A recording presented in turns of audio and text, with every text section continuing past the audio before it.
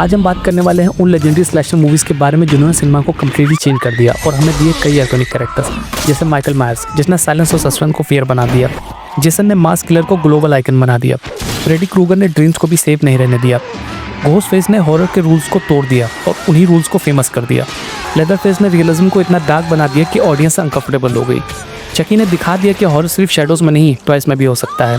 इन icons के बाद slasher सिर्फ एक जर्ने नहीं रहा, ये सिनेमा कल्चर का हिस्सा बन गया। आज हम बात करने वाले इन स्लैशर मूवीज़ की जर्ने की जिन्होंने हॉरर को फॉरएवर चेंज कर दिया।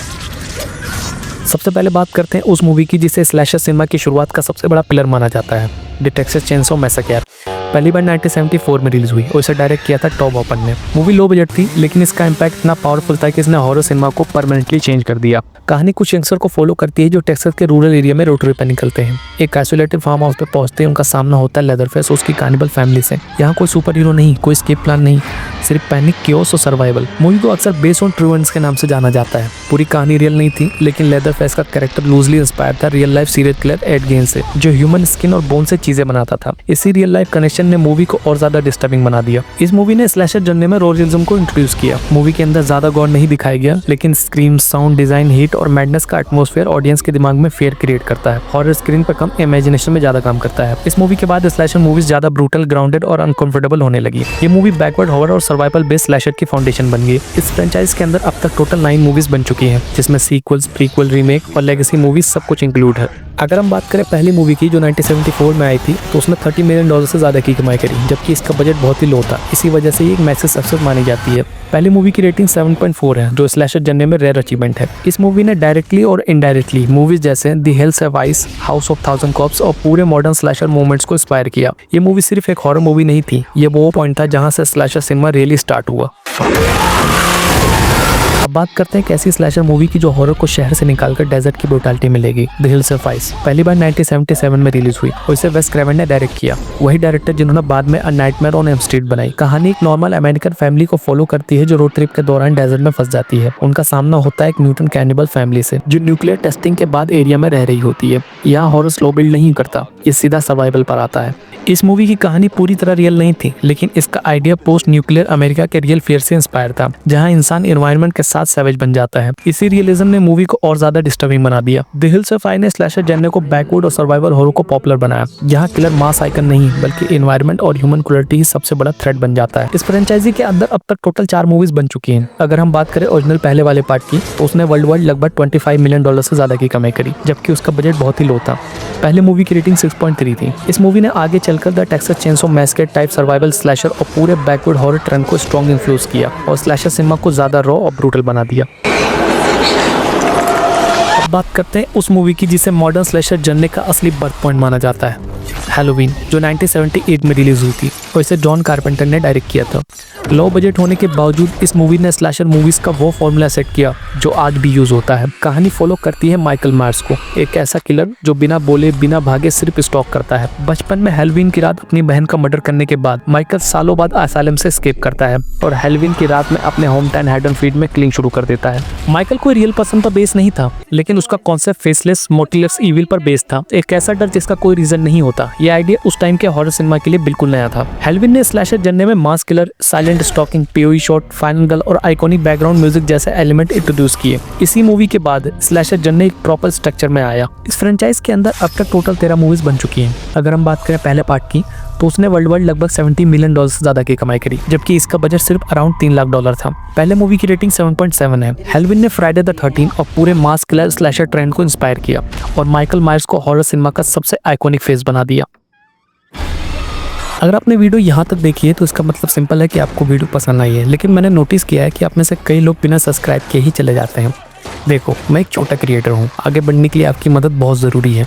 आपके एक सब्सक्राइब से मुझे बहुत मोटिवेशन मिलती है, तो प्लीज़ सब्सक्राइब बटन दबाओ, बेल आइकन बजाओ, क्योंकि अगली बार जब मैं नया वीडियो डालूंगा तो सबसे पहले आप देख पाओगे। Thank you.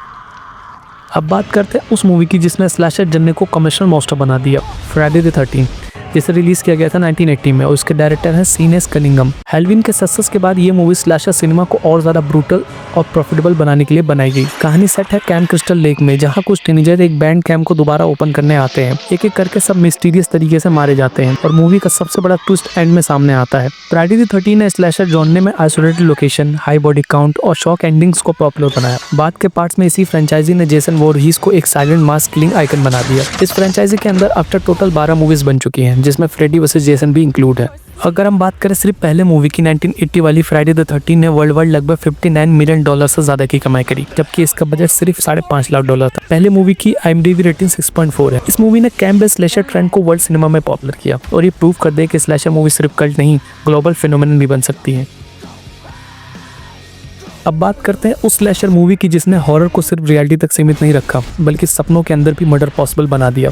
A nightmare on Elm street, जिसे 1984 में रिलीज किया गया था और इसके डायरेक्टर है वेस क्रेवन, वही डायरेक्टर जो पहले द हिल से वाइट बना चुके थे। इस मूवी ने स्लैशर जन्ने को सुपरनैचुरल ट्विस्ट दिया, जो उस टाइम बिल्कुल नया था। कहानी रिवॉल्व करती है फ्रेडी क्रूगर क्राउन, एक बर्न फेस किलर जो लोगों की ड्रीम्स में आता है और अगर वो सपने में मर जाए तो रियल लाइफ में भी डेथ हो जाती है। टीनेजर्स धीरे धीरे समझने लगते हैं कि अगर वो सो गए तो शायद चिंता न उठे। इस मूवी का कॉन्सेप्ट रियल इवेंट से इंस्पायर था। वेस क्रेवन ने एशियन रिफ्यूजीज के कुछ रियल केसेस पढ़े थे, जहां लोग टेरिफाइंग नाइटमेयर के बाद नींद में ही मर गए। इसी रियल फियर को मूवी में सुपरनैचुरल हॉरर में बदल दिया गया। इस मूवी ने स्लैशर जर्ने में dream based horror, supernatural killer और डार्क ह्यूमर इंट्रोड्यूस किया। फ्रेडी क्रूगर पहला ऐसा स्लैशर आइकन था जो बोलता था, मजाक करता था और फिर किल करता था। इस फ्रेंचाइज में अब तक टोटल 9 मूवीज बन चुकी है, जिसमें सीक्वल, क्रॉसओवर और रीमेक सब इंक्लूड है। अगर हम बात करें पहली मूवी की 1984 वाली नाइटमेयर ऑन एल्म स्ट्रीट ने वर्ल्ड वाइड लगभग $57 मिलियन से ज्यादा की कमाई करी, जबकि इसका बजट अराउंड $1.8 मिलियन था। पहले मूवी की IMDb रेटिंग 7.4 है। इस मूवी ने हॉरर सिनेमा को ये सिखा दिया कि डर सिर्फ अंधेरे या जंगल में नहीं होता, कभी कभी नींद के अंदर ही मौत इंतजार कर रही होती है।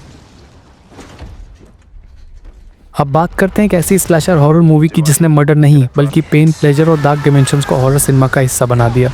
हेलराइजर पहली बार 1987 में रिलीज हुई और इसे क्लाइव बर्कर ने खुद डायरेक्ट किया, जो हॉरर वर्ल्ड के सबसे डार्क स्टोरी टेलर में से एक माने जाते हैं। ये मूवी उस वक्त आई जब स्लैशर जन्ने सिर्फ नाइफ और मास किलर तक ही सीमित था। कहानी घूमती है एक मिस्टीरियस पजल बॉक्स के अराउंड, जिसे सॉल्व करने पर सिनोवाइट्स नाम के बीइंग एक दूसरे डिमेंशन से आ जाते हैं। इनका लीडर होता है पिनहेड, जो सिर्फ किलर नहीं बल्कि पेन और प्लेजर के बीच का बैलेंस रिप्रेजेंट करता है। जो भी उन्हें बुलाता है उसके लिए डेथ सिर्फ एक शुरुआत होती है। हेलराइजर ने स्लैशर जन्ने को बॉडी हॉरर, सैडिस्टिक, इमेजिनरी और फिलोसॉफिकल हॉरर के साथ मर्ज कर दिया। यहाँ वायलेंस सिर्फ शौक नहीं बल्कि कॉन्सेप्ट का हिस्सा होता है। इस मूवी ने दिखाया कि हॉरर सिर्फ डर नहीं, डिस्कम्फर्ट भी हो सकता है। इस फ्रेंचाइजी के अंदर अब तक टोटल 11 मूवीज बन चुकी है, जिसमें मल्टीपल सीक्वल्स और रिग्रेशन रिबूट भी इंक्लूड है। अगर सिर्फ पहली मूवी की बात करें 1987 वाली हेलराइजर ने वर्ल्ड वाइड लगभग $14 मिलियन से ज्यादा की कमाई करी, जबकि इसका बजट अराउंड $1 मिलियन था। पहले मूवी की रेटिंग 7 है। हेलराइजर ने हॉरर सिनेमा को ये सिखाया कि सबसे खौफनाक चीज़ मॉन्स्टर नहीं होता, कभी कभी इंसान की खुद की ही डिज़ायर उसे हेल तक ले जाती है और इसी वजह से पिनहेड स्लैशर हिस्ट्री का सबसे डिस्टर्बिंग आइकन बन गया।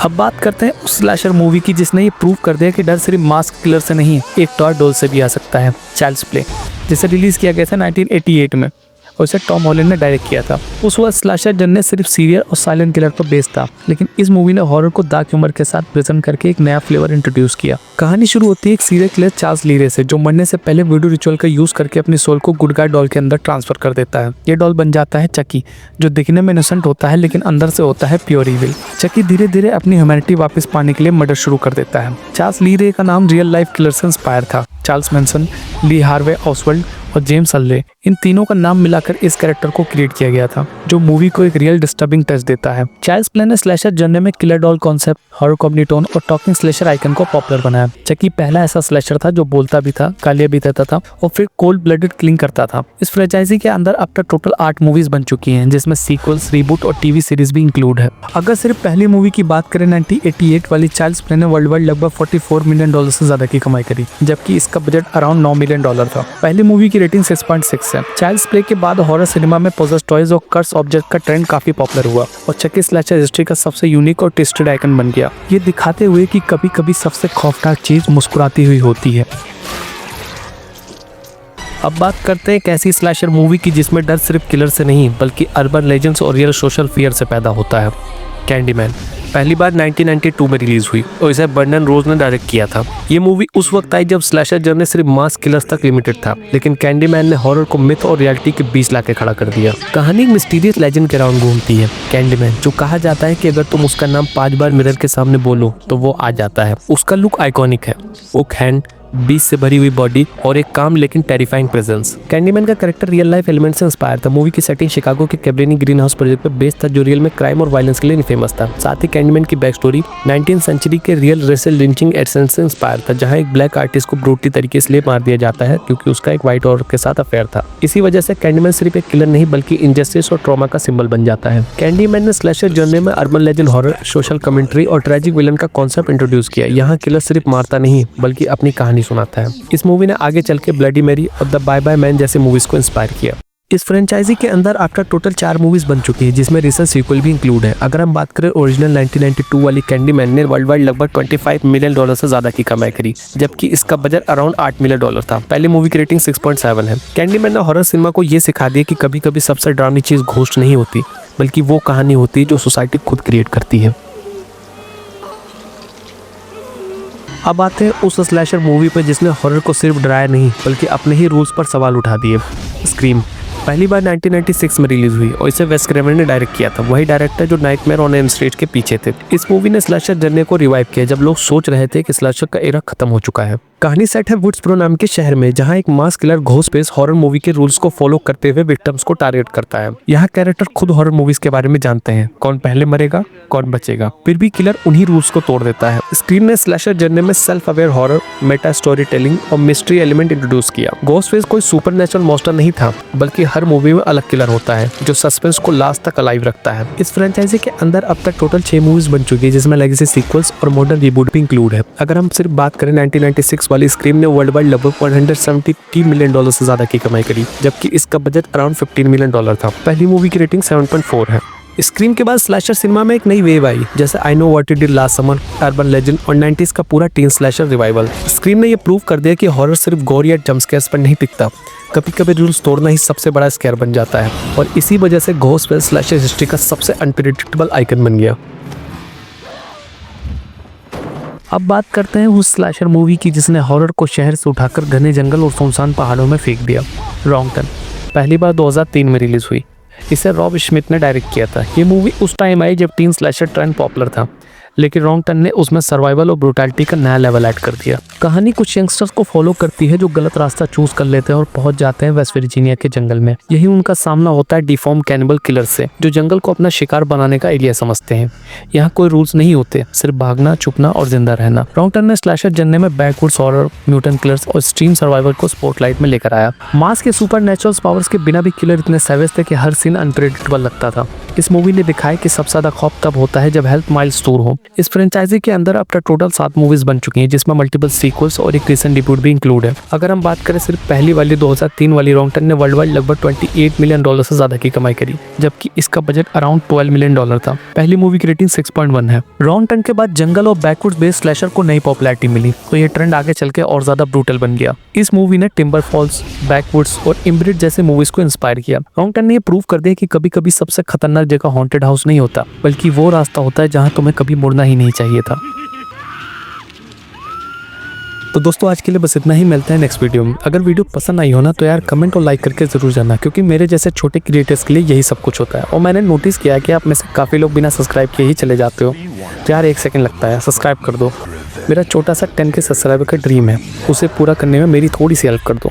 वीडियो को हाइप करो, शेयर करो ताकि इसकी रीच और बढ़े। थैंक यू सो मच आपके सपोर्ट के लिए। Love you all.